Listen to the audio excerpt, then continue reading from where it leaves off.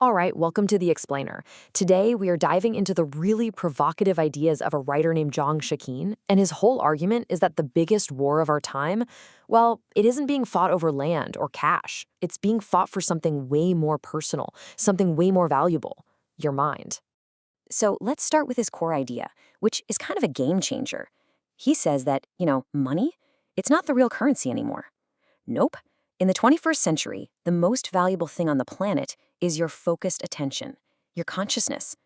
And according to him, there are some seriously powerful forces out there fighting a war to control it. So he thinks we're walking right into this brand new era of control. And he's got a name for it, and honestly, it's a pretty chilling one. Okay, so what on earth is techno-Marxism? Well, in Jiang's view, it's this system where AI isn't just, a handy tool like Siri. No way. It's the ultimate instrument of control. Just picture this for a second.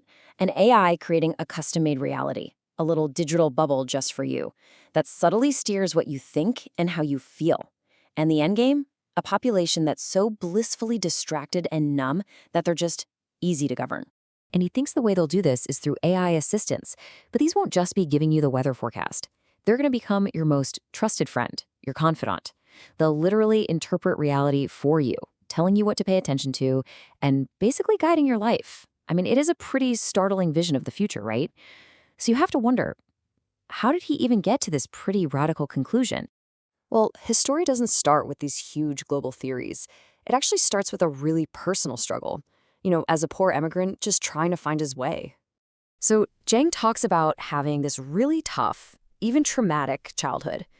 And his big plan to escape it all, he set his sights on the Ivy League. He totally bought into the dream of meritocracy, that if you work hard enough, you'll succeed. And through just sheer force of will, he literally manufactured himself into the perfect candidate. And what do you know? He gets into Yale. For him, that was proof. The system actually worked.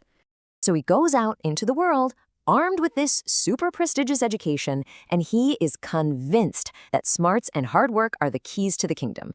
He truly believed the best ideas would always rise to the top. Yeah, but then he got a massive reality check. The real world, he found out, runs on a totally different operating system. It wasn't about what you knew, it was who you knew. It's the system of connections he calls guanxi. And for him, that realization was absolutely devastating. It completely shattered his worldview and, wow, it sent him into this deep, multi-year depression. But when he finally started to come out of that personal crisis, his whole perspective had changed. He started seeing what he believed were signs of the system collapsing everywhere. And he started with one of the places we're supposed to trust the most, the media. And this slide really lays out his diagnosis of just how far the media has fallen.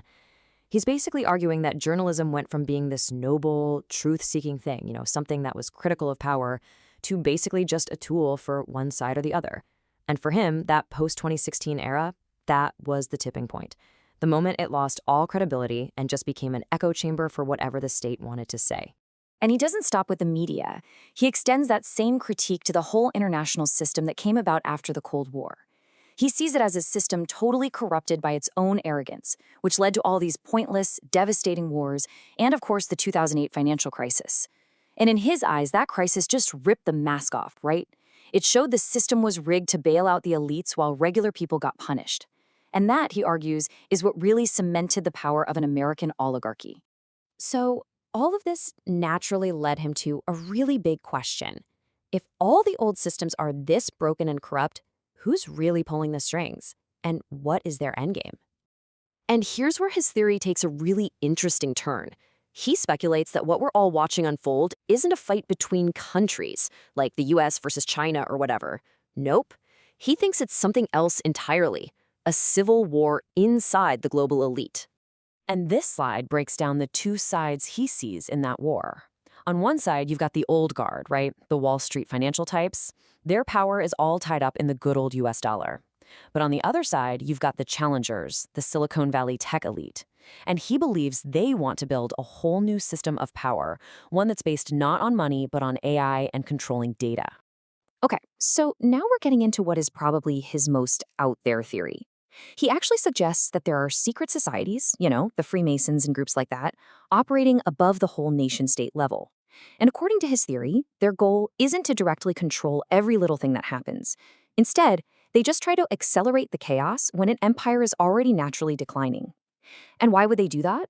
Well, the alleged motive is to time their investments, profit from the collapse, and then use that massive crisis to bring in a one-world government. So, okay, we've got these huge and, let's be honest, kind of frightening theories. But Jiang's solution, it's not what you'd expect. It isn't about some big global revolution. It's actually incredibly personal and really empowering.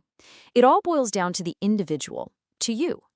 His core belief is this: in a universe where everything is connected, the choice of just one person to be good, to look for the truth, to just pay attention, well, that creates a ripple effect. He even calls it a sort of butterfly effect for consciousness. So the most powerful weapon we have in this whole fight, according to him, is our own free will.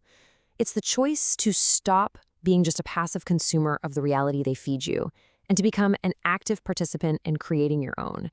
And he argues that this simple, powerful idea is something the elites have purposefully tried to keep hidden from us. So really, the ultimate takeaway from Jiang Xueqin's entire worldview is this really simple but deep idea. In a system that's literally designed to make you feel small and powerless, your individual choice to engage with the world, to think for yourself, and to actually care, that's a powerful act of rebellion. And that brings us right back to where we started. If your consciousness, your attention, really is the ultimate prize in this whole game, then you are its only true guardian. So the question his work leaves you with is a big one. In a world that is built for distraction, a world doing everything it can to grab your focus, where are you going to choose to put your attention?